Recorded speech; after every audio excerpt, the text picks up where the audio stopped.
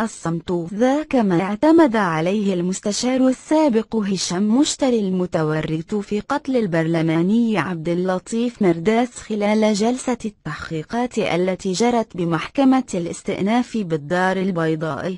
وقالت وسائل إعلام وطنية إن هشام مشتري لزم الصمت في جلسة انفرادية أكد من خلالها على جميع التهم الموجهة إليه ولم يجب عن أي سؤال وجه إليه قاضي التحقيق. وحاول مشتري المتورط الأول في هذه الجريمة إبعاد التهم الموجهة لعشيقته مكتفيا بذل الأجوبة على الأسئلة بالتزام الصمت. وينتظر أن تعقد هذا الأسبوع جلسة تحقيق. لا تنسى الاشتراك في قناتنا لتصلك فيديوهات جديدة. اضغط على زر أبوني الموجود في الأسفل للاشتراك.